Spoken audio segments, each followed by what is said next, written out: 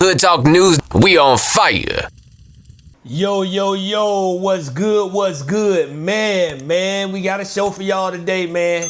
We got Keefe D in the news again today, man. Y'all know the D stand for dummy, you know what I'm saying?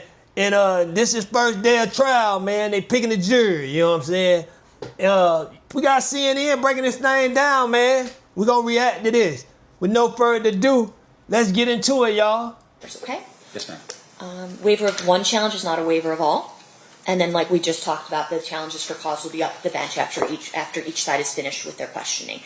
If it happens earlier, you know, you just don't think this is a suitable person, and it becomes very apparent, and you just guys want to approach in the middle. Let's do it that way. Okay? We don't have as many issues ultimately with other jurors being tainted by answers, so we can do a deeper dive than usual, given the individual sequestered nature. Yes, Your So, Honor. anything else? No, Your Honor. All right, let's bring in the jury. Judge say she ready, boy. Ain't no time to plan. Let's bring in the jury. Let's get this over with. We finna get... Man, do y'all think this dude words gonna be used against him? We gonna see now. One of hip-hop's most influential rappers, Tupac Shakur, heads to a courtroom for the start of the trial. Dwayne Kevin Davis, a.k.a. Keefe D, was indicted on the charge of murder with a deadly weapon back in 2023. Prosecutors alleged that Davis, a former Crips gang member, planned the shooting after a fight between Shakur's entourage and his nephew, Orlando Anderson. Investigators say they've gathered enough evidence against him to take the case to court. Much of it, by the way, coming from Davis himself. On September 7th, 1996, 25-year-old Tupac Shakur was killed in a drive-by shooting after he attended a Mike Tyson boxing match on the Las Vegas Strip. Shakur was at the height of his career at the time, but he was also in the middle of a major feud between big-time rappers from the East Coast and West Coast, icons like Biggie Smalls, Sean Diddy Combs, among others. Shakur was in the passenger seat of that car, driven by the now infamous Suge Knight, the CEO of Death Row Records. He was also shot, but he survived. The murder case has been the subject of a lot of conspiracy theories and ongoing public interest ever since then, because it has been unresolved. Meantime, Shakur's stepbrother spoke to CNN about his family's reaction on Thursday. It has been rough, as it would be for anyone revisiting a situation like that. I wonder how Mo Preem felt when this thing went down, man. Did he want to go get some get back or what? I wonder how he feel now. I know he's too old to do anything, but I know that guy killing him just to know this dude was prancing around. You know what I'm saying? You can imagine how his family felt when this dude was prancing around doing these interviews, man. Boy, hey, I'm a different kind, boy. That couldn't have been my people, boy. I'm telling you now, boy. But you know, it ain't too much a person could do, you know what I'm saying? Only thing a person could do is throw away their whole life like he did. You know what I'm saying? Now let's hope the jury convict him off his word, because it's going to be crazy, man, if they let him back out on these streets, man. We just being cautiously optimistic, let the process take its course and see where we land. All right, let's go straight to CNN's Nick Watt in Los Angeles. Just in terms of the man at the center of this case, Keefe D, no one is alleging that he pulled the trigger that night. Prosecutors are essentially saying that he orchestrated it. They keep saying nobody's saying he pulled the trigger. This is his words. How we know that he ain't lying about who pulled the trigger? He could have been the one that shot the gun. Dude from the Outlaws, what his name was, Gaddafi, one of my favorite outlaws. He said, man, he seen a light arm. Now, Keefe D ain't no dark-skinned person, neither is Orlando. So, hey, it's who to say. But it didn't say they seen the other dude, Big Dre, and the other dude, they were like a little darker. You know what I'm saying? Man, Keefe D could have been the shooter. He was that jealous of Suge, and I think he was intending to hit Suge, man. You know what I'm saying? I think that's who he wanted, because Orlando is ready to go look for Pac to fight. He said it, man. And just by him putting himself in the car, he should be charged with murder just by riding alone, man. Forget orchestrating the plan. He was in the car, man. He was in the car, man. That he was sort of the boss of those involved. Just walk us through what we know from his book. What did he say himself about his involvement in Tupac Shakur's killing, Nick? Well, Zane, that is going to be the center of this trial. You know, detectives after Keefe D's arrest said, listen, we pretty much knew what happened in the months after the killing, but we just didn't have the evidence. So Keefe D then in this book in 2019 kind of laid out what he says happened, and then he made media appearances and talked through his involvement. That, say prosecutor, Dude thought he was a star with murder on his hand. Bro went round, yeah, we did that. Yeah, we did that. Yeah. Like he was Denzel, man. Like he just did a hit movie. is what has landed Keefe D in court. If he'd kept his mouth shut, this would not be happening. So now, though, Keefe D says, don't believe what I said in that book. They were trying to sell books. I was pressured into saying that stuff. So we've got this strange situation that what we're probably going to see in this courtroom over the next 4 to 6 weeks is Keefe D's own defense saying, do not believe what our client says. And you're going to have the prosecution saying, you should really believe this guy. Hey, just imagine your lawyer in there fighting the case saying, don't believe nothing he say. He is a liar. I can prove he a liar. He said he was going to pay me my money on the 3rd. I ain't get my check yet. He said this lying dude, WAP 100, was going to come down and he was going to pay me. I ain't get my check yet. This dude is a liar. Just imagine your lawyer in the courtroom trying to convince the jury you're the biggest liar in the world, man. Come on.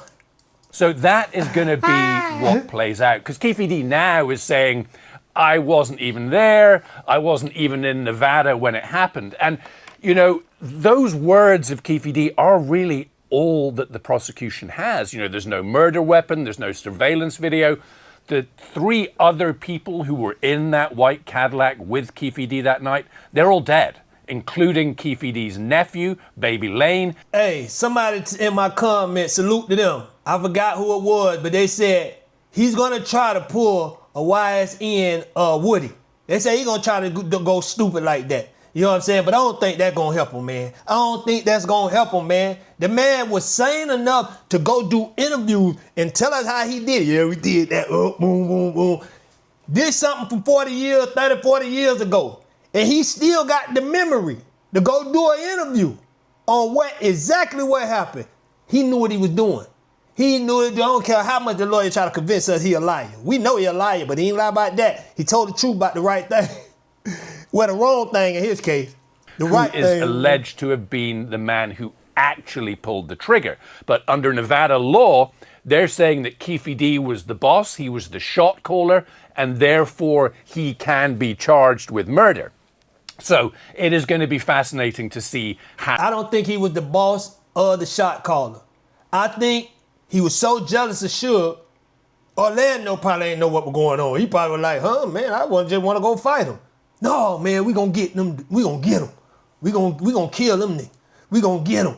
You know what I'm saying? And I think that's what happened. I think Keefe D was so jealous of Suge, that's what happened. How this plays out. You know, what they say happened is that the 2 gangs were at a Mike Tyson fight in Vegas at the MGM, and afterwards there was a fight between them.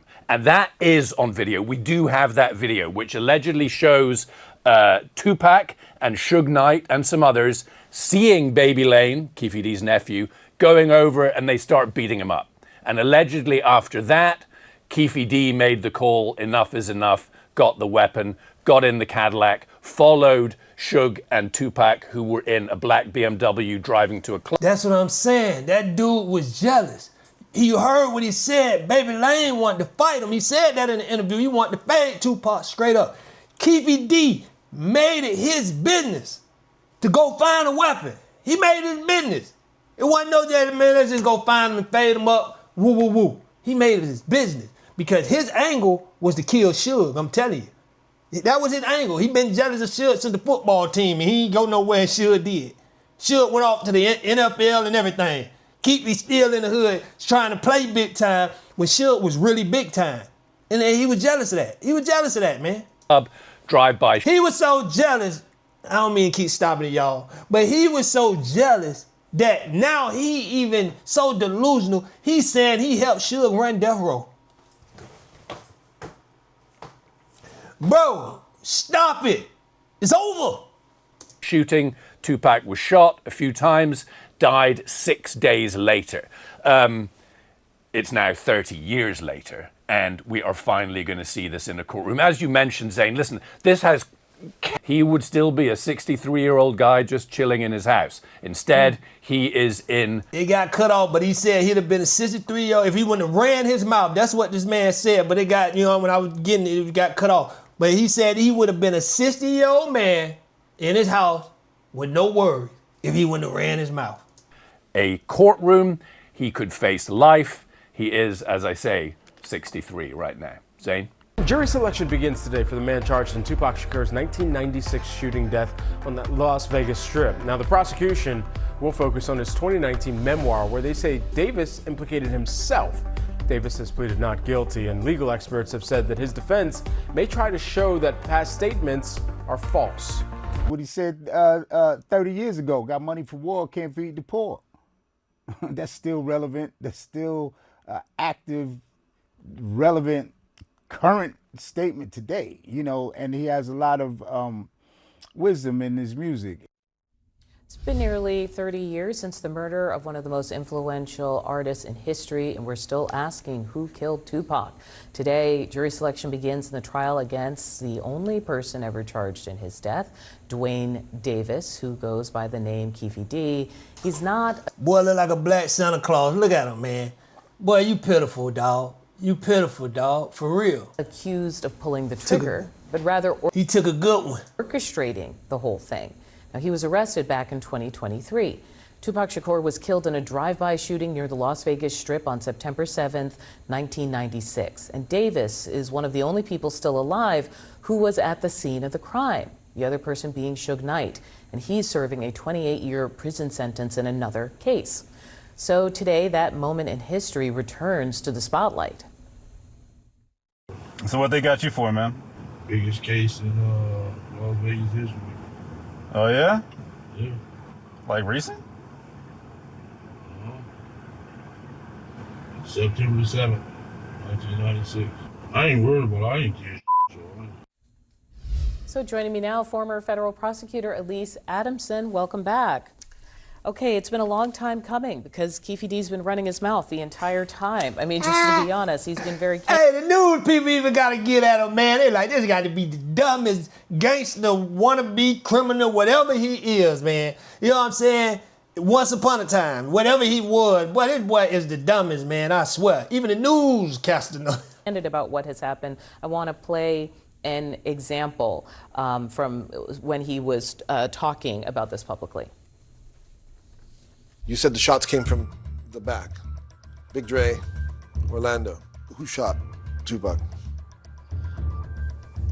The keeper for the Dakotas. Look at the grin. Look at the grin. He think he's Denzel. Yeah. I remember when I played that part. You know what I'm saying? I came out there, boom, boom, had the Big Dre, ooh, ooh. Man, look at him. He think he's a celebrity. Look at this. I just want y'all to look at this man's face. How he's so happy and proud that they took out Tupac.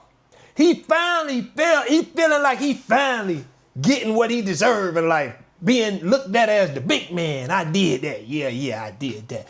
Now, he ended up looking like old black, chewed up Santa Claus, man. Man, boy. Look how it turned around on him, boy. God don't like ugly, boy. It was written. It just came from the back seat, bro. Hanging out the window like he was in a parade. Tupac. Yeah, he was. So what happens next? And we just came. And I ain't gonna go into the details like that, you know what I'm saying? But, you got it in a book. He wrote a book, and then he said a ghostwriter wrote the book, and so he distanced himself from comments there. Is all of this just going to come up in the trial? Like, can they build a timeline based on everything he said publicly? Oh, Audie, absolutely. This entire trial is brought compliments of the defendant himself, Mr. Davis. And I hope the prosecutor picked that out. Look how he's smiling and feeling proud about it because he thought he wasn't going to jail. Look how proud he's feeling about killing this man. Yeah. Got the book. You gotta go see the book. You gotta go get the book, man. Yeah. All the details in the book, man. If you want the real story from the real person that was there who really put it in, you gotta go get the book, man. You gotta get it all in there. I read up on it, bang. Yeah, shot him up. It's all in the book. Come on, man. Because had he not run his mouth, as you just said, and wrote a book and gone on all of these podcasts, the government wouldn't have enough evidence in this case. This entire case, the linchpin of this case, is the defendant's own confession, which was what makes this so interesting, because the prosecution essentially has to prove to the jury that Mr. Davis can be believed, that everything he said can be corroborated, because they really don't have anything else at this point. One of the things they talked about was him speaking to investigators and, quote, a proffer. You'll probably explain what that is, back in 2008. And in the interview, he said Tupac had assaulted his nephew. And so that Davis says he got his nephew a gun, who then went on to shoot Tupac. And so he basically is talking about a motive and talking about the gunman. And then you mentioned a witness, Suge Knight, but he's behind bars. Can they get Suge on the stand? Well, they want to get Suge on the stand. He's on the prosecution's witness list, but he's already indicated that he's going to refuse to testify. So we're going to have to see what happens there. Man, y'all got to understand, Suge is in jail, man. He got to survive in that jail. I don't blame him, you know what I'm saying? You're going to take the stand and then you got to go back to the cell with the rest of you do. Man, it ain't finna happen like that.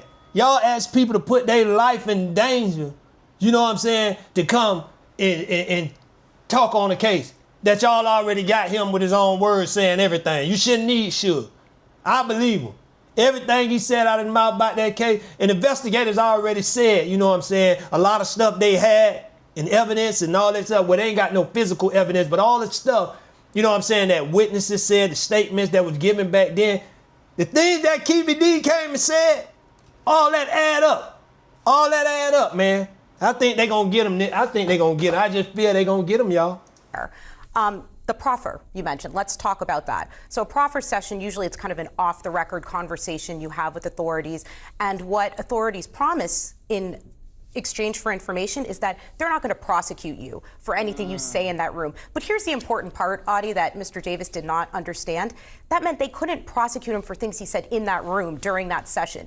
People don't typically leave a proffer session and then write a tell-all book. And so he opened the door, that is something we say in trial, to all of this by then writing the book. And actually now they fought in court. Some of what he said in the proffer section might come out in the trial. So it's seeing the light of day. So the minute he started to talk more, everything he said in that room became like, well, wait a second, we got to double check, and now you can say it out loud. That's right.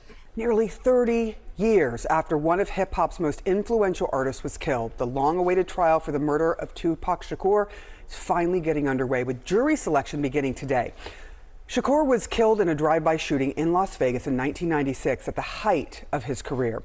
Dwayne Keefe D. Davis is the only person ever charged in connection with his death. He was pleaded not guilty to one count of murder with the use of a deadly weapon. Davis is not accused, though, of pulling the trigger. Rather, prosecutors say he helped orchestrate the shooting. Tupac Shakur was riding in a BMW with Death Row Records co-founder Suge Knight when a white Cadillac pulled up alongside them and opened fire. Knight is on the prosecution's witness list and could be called to testify. Davis was arrested in 2023. Joining me now, CNN legal analyst and criminal defense attorney Joey Jackson. There's a lot going on with this case because Dwayne Keefe D, that was his nickname, Davis, has said during police interviews and in a 2019 memoir that he was in the car during this time and admitted that he helped plan this thing. So he's pleaded not guilty, saying, what I said then is not what I said now. But the police also got statements from him, and they gave him immunity, saying, all right, we won't prosecute you, but you got to tell us what's going on. So give us some sense of how all this might be used in the case. Yeah, Sarah, good morning to you. And that's going to be compelling. How many times have we had discussions about defendants and whether they'll testify? Right. He's going to testify. What I mean by that is he won't testify as a criminal defendant, but you're going to hear chapter and verse from him. How? It goes to what you were asking. Number one, you're going to hear this 2008 statement that he made to police. Now, this was what's called a proffer session. What does that mean? It means you're given immunity, and police say, hey, come in and you'll talk to us, and nothing you say will ever be used against you. At the time, he was facing a federal drug charge that could have put him in jail for life. So he told everything with respect to what he knew. He talked about his nephew. He talked about, apparently, the fight that his nephew had with Tupac earlier at the hotel. He talked about the whole drive up and how he was in the front seat as a passenger and his nephew was in the back seat. He handed him the gun after he procured the gun. His nephew pulled the trigger. He told him everything. Now, that wasn't supposed to go anywhere with regard to being used against him later on. How does it come in, Sarah? It comes in because he has been out there after that 2008 interview talking about it, right? He's been there were podcasts about it. He's been talking to the media about it. He wrote a book about it. So the judge said, hey, defense, you want this out? I'm letting it in. Your client. This is what I don't get, right? He walking there. Never heard of this law before, but evidently it is one. He walking there. Tell the truth on an open case about murder. He was in the car. I don't care what they promised him. I never heard of nothing like that. Like you walk in there, you tell the truth about it, especially when everybody dead in the case. And you don't get charged. Even if it was a law or anything in place for that. Me being from the hood, being an ex-street dude, you know what I'm saying? There's no way in the world you'd have got me in there to talk about some stuff like this here. Talking about, man, come on, man. But Keefe D, the D stand for dummy. He wanted to be somebody. He had to go in there and run his mouth. Had to. And effectively waive that. Now, that's not the end of the story, though, because the defense is going to argue that that's puffery. He was built into this 2008 story. There was rumor out there about the fact that he was talking. He figured he'd get notoriety. He'd sell some books on it. This is not what he really did. It was bravado. It's complete fabrication, and that's what the defense will say in order to make that statement not as apparent and lively and credible to the jury, because if they believe it, he may have some problems. I'm gonna Are they gonna pull the people in that help him wrote the book? You know what I'm saying? Is they gonna come in there and testify saying, nah, this all his word? Is these people still around where they can grab them? Because I think that'll be a big help to the case too. If they can get the people who had him in there to write the book and show them the notes or the recorded audio of him telling them what he did or what he wanted in the book and all that stuff there. I wonder, can they subpoena them to court and see, you know what I'm saying, what they got to say, because that's going to help with the case, for real. You put on your sort of 90s hat, 90s kid hat, as well as your attorney hat. Give us some sense of the significance of this case, because for 30 years, people have been talking about this case, the rumors surrounding this case. This was part of the East Coast, West Coast feud. Right. And this sort of culminated in the death of Tupac Shakur, who was at the time the most famous rapper perhaps in the country or the world. And to this day, there are still bad feelings and rumors about exactly who was involved in all this. Yeah, there's no question about it. And, you know, to think about the fact that 30 years later, here we are, and just blocks away from where he was murdered, trial is taking place. Yeah. And so, yes, I think that there's going to be, you know, the questioning of the jury with respect to what they knew about the 90s, how they felt about Tupac, right? Whether they have any biases associated with that, because it's been a long time coming. And so the fact is that when you get a rapper of this notoriety at the time who's gone, could there be people who just want accountability? All that will be vetted through the jury. However, I don't care what he say. Most of them jurors, if they white or black, they gonna be biased. Everybody love Pop. Somebody in there gonna be biased, and they ain't got to tell you, you know what I'm saying? What, you gonna put a lie detector test on them? They ain't got to tell you they gonna be biased, but they gonna be biased. Most of the people in there who don't know about this case, and I hope they do be biased. Nah, man, he took a good one, man. I don't care, man. He took a good one, man. Man, he took a good one, man. For no reason, man, about a fight, man. Come on, man. When you look and examine it, right, we go back to the fact that you had this statement, so we finally get justice for Tupac. The defense is going to argue, where's your murder weapon? Where's the Cadillac I was in, right? They're going to make arguments as to where the other witnesses, where's your DNA evidence, where are your forensics? And so it's going to be a true battle between the two. And I think the way you get to a right place is by vetting the jury to ask them questions about the 90s, to ask them questions about their feelings, to ask them about their biases. So when you impanel a jury of 12 and multiple alternates, you can get people who can assess the case based upon the facts and nothing but the facts, so help you. Raise your right hand. That's right. We will wait and see, but this is going to be widely watched because there are still films being made about what happened in 1996 to Tupac Shakur and who was really behind it. We may never know, but this might tell us some details. Thank you so much, Joey Jackson. It's good to see you. Thank you, Sarah. Nearly 30 years after one of hip-hop's most influential artists was killed, the long-awaited trial for the murder of Tupac Shakur finally getting underway today with jury selection. Tupac Shakur was killed in a drive-by shooting in Las Vegas in 1996 at the height of his career. Duane Davis is the only person that's ever been charged in connection with his death. He has pleaded not guilty to one count of murder with the use of a deadly weapon. Davis is not accused of being the person who actually pulled the trigger. Rather, prosecutors say he helped orchestrate the shooting. I spoke with Tupac Shakur's stepbrother about how he feels going into this trial. Do you think that Tupac's murder has finally been solved? Almost. Why do We're you say almost that? there. Why do you say that? Man, I wonder who else Mopreme think got something to do with it, man. I wonder who else he think got something to do with it, because he's saying, we almost there. We almost there. I wonder who else he think got something to do with it. Well, the guy said he did it.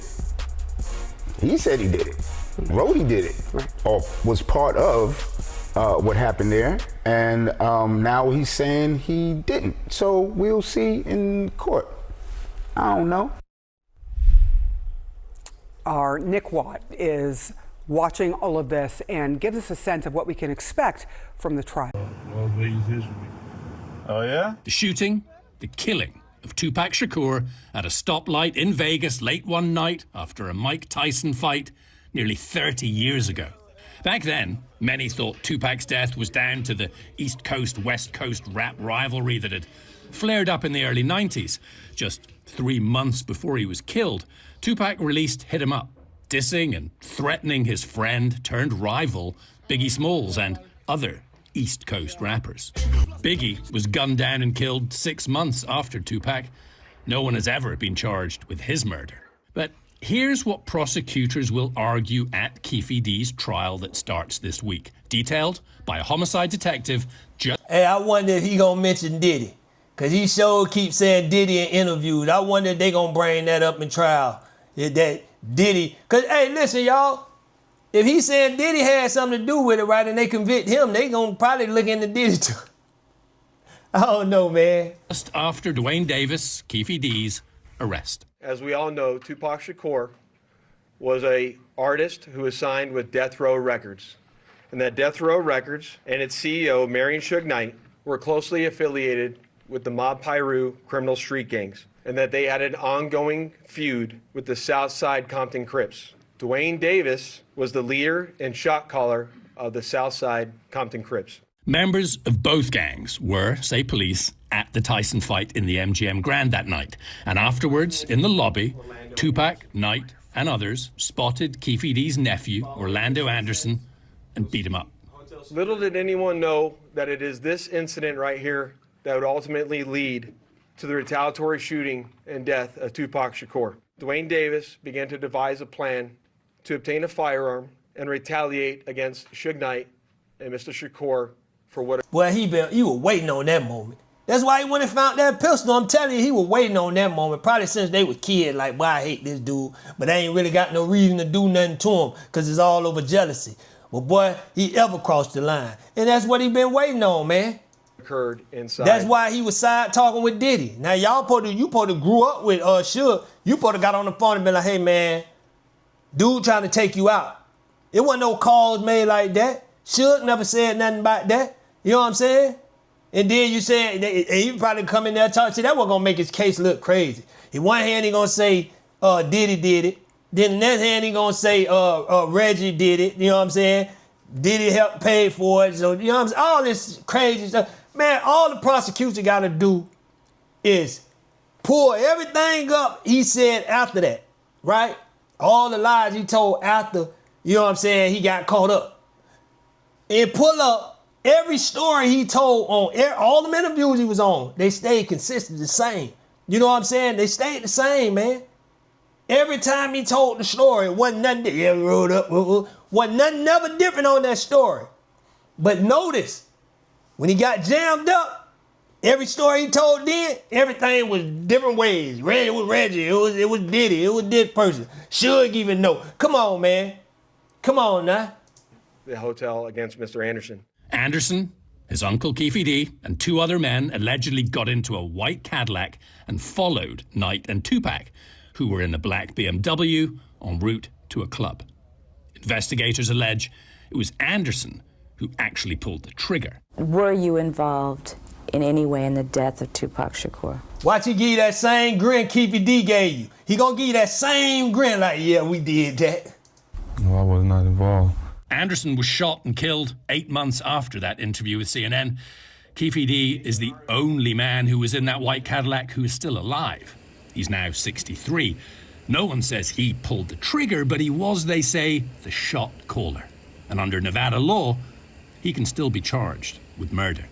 Within the first few months of the investigation. Man, I don't think Big Dummy was a shot caller, but he the one who said, let's do him in, man. You ain't gotta be no shot caller. If somebody in the car with you just got jumped, they with it, whatever. Like I say, Orlando probably wanted to fight him because he told the story like they were going to find them to fight them. He when he made sure he got a gun so he can go and bang them. You know what I'm saying? And man, you should have been on point, man. These dudes did all that with one gun. Man, you supposed to have them boys ready to light them up, man. Straight up, man. But, you know, I don't know why security felt part. I don't know what the conversation was. A lot of people say they should say leave them guns in the hotel or don't bring the guns out and all this stuff there. But I don't know why would he say that after you just whooped somebody, a gang member, man. You just beat up a gang member, man. You supposed to have all scrap. If you told them don't have the scrap, okay, we got to shoot and get the scrap. Then come back out. You ain't do that. Y'all riding up and down the script like everything okay. When you know you know this guy from 3rd grade or whatever, you should know what he about then. Our detectives knew most of the information I just briefed you on. However, we never had the necessary evidence to bring this case forward. His own words, say investigators, were Keefe D's undoing. Specifically, Dwayne Davis's own admissions to his involvement in this homicide investigation that he provided to numerous different media outlets. He described the moment, he says, he handed Anderson, who he calls Lane, a gun while riding in the white Cadillac. It's in audio featured in the documentary Murder Rap, inside the Biggie and Tupac murders. I gave it to Dre, and Dre was like, no. And Lane's like, you problem too. But in July, Keefe D denied being involved in the killings, telling a Las Vegas news station. And he was older than them boys. You could have manipulated him. One of y'all got to do it. One of y'all got to shoot him, man. One of y'all Hey, he wanted to shoot Suge. If he didn't do it, man. He wasn't even in Nevada when Tupac was killed. Suge Knight is also still alive, right now serving 28 years for manslaughter in an unrelated case. He's on the prosecution's witness list. I ain't worried about I ain't Well, I mean, that's what court's for, right? Tupac died 6 days after he was shot. And now, nearly 30 years later, Keefe D gets his day in court.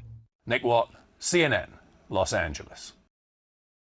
You know what I want to understand? I want to know why investigators feel like, because he said he ain't the shooter, How y'all gonna clear him from that? We don't know if he did it. He could be lying. I'm telling you, man, the man was jealous of Suge. And I think he was aiming trying to hit Suge more than Tupac. That's who I think he wanted. Because like I say, like he said, they were going to look for Tupac to fight. When he passed Dre the gun, they like, nah, you know. Because that wasn't their intent. They wasn't going for that. You probably say, Lane, you better shoot that dude, man. You can't let him get away with that. You can't let him get away. Instead of just saying, man, let's fade it out. Let's fight them, boom, boom, boom. They by themselves. It's just them two. You know what I'm saying? They gonna let us fade it out. They ain't gonna jump if I'm there. This man know me from 3rd grade. He ain't gonna jump if I'm there.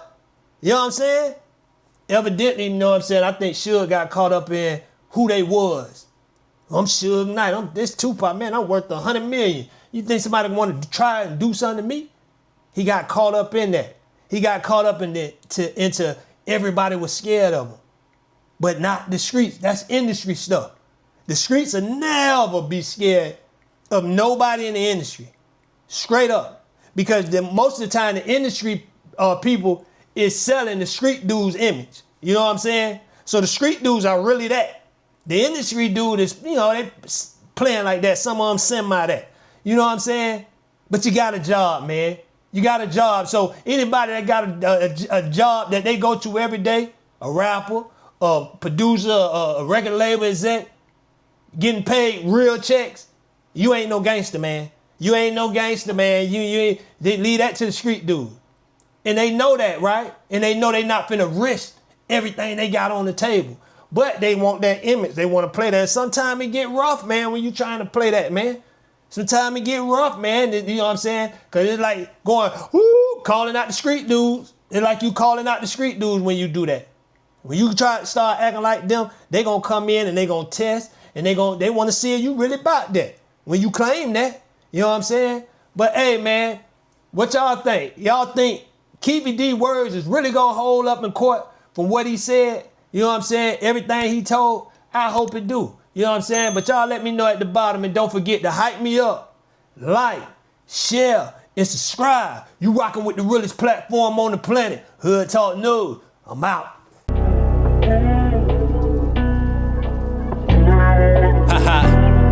Yeah. Make it double. G-Trap broke this beats to life. Way too cool for sports, too fucking clean for some golden gooses. Pull up on these shits, we popping out, nigga, we making movies. Haters wanna know how we do it, my teacher say I'm a good influence. Put me in a room next to the back, watch me start speaking fluent. Long as my mama good, long as my daddy good, she consider me the modern day Robin Hood. We get this shit poppin', could've stopped it, nigga, if you could. We get this shit poppin', we dropping niggas off some love. Respected by the realest thugs. Never been a thug, but feel every thug needs some love. Caught up in the matrix, wrist shining like Mike Glove. Another 150, that big ol' shine like a light bulb. We gon' keep it slight, cuz any nigga might budge. He ran and got his fellas, cause he jealous and they don't like us. I'm trying to tame the beast and keep the peace, but they ain't right, bruh. They wanna start the beef from living life and they ain't like us. Way too cool for sports, too fucking clean for some golden gooses. Pull up on these shits, we poppin' out, nigga, we making movies. Haters wanna know how we do it, my teacher say I'm a good influence. Put me in a room next to the back, watch me start speaking fluent. Long as my mama good, long as my daddy good, she consider me the modern day Robin Hood. We get this shit poppin', could've stopped it, nigga, if you could. We get this shit poppin', we dropping niggas off some love.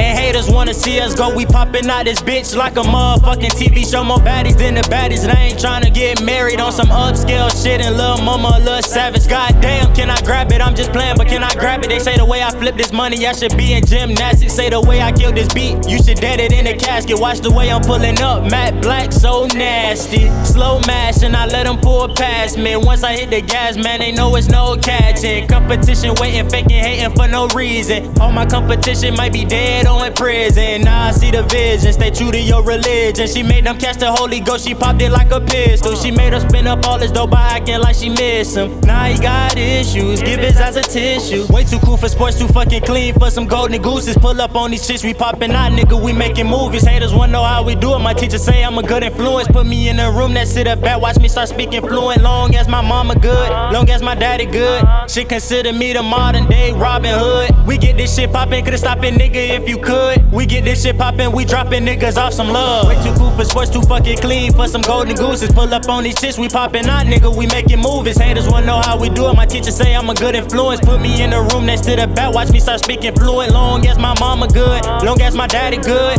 she consider me the modern day Robin Hood. We get this shit poppin', could've stopped it, nigga, if you could. We get this shit poppin', we dropping niggas off some love.